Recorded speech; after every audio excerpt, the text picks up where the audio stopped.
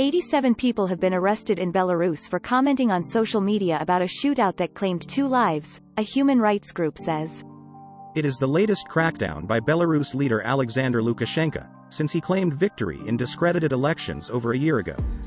An IT worker and a KGB security agent were shot dead during a raid on a flat in the capital Minsk on Tuesday. Friends said Andrei Zeltser, 31, was an opposition supporter.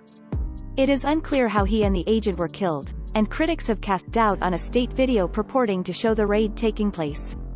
Human rights group Vyasna 96 said mass detentions began on Wednesday in reaction to social media posts about the shooting.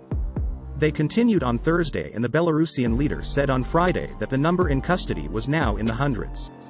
While officials called Zeltser a terrorist, that was ridiculed by friend and colleague Aliya Ilyukhovich, who told the BBC, "If he's a terrorist, then I am."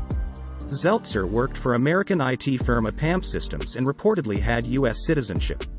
EPAM's boss in the U.S. has in the past been accused by the Belarusian leader of financing protests.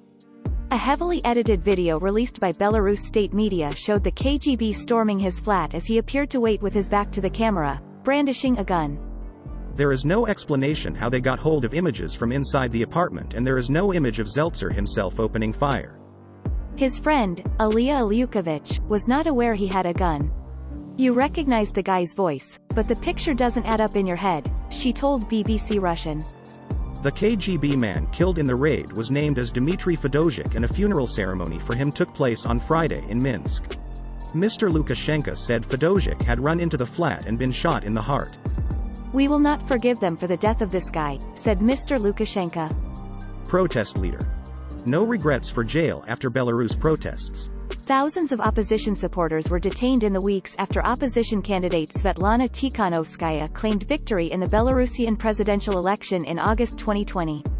She was thrown out of Belarus the day after the vote, and while major opposition protests continued for weeks, Alexander Lukashenko's state authorities gradually brought them to an end through mass detentions. One of the country's oldest human rights groups, the Belarusian Helsinki Committee, was liquidated by a Supreme Court ruling on Friday. Justice Ministry officials claimed they had evidence that the group had paid 2 people to observe the election last year.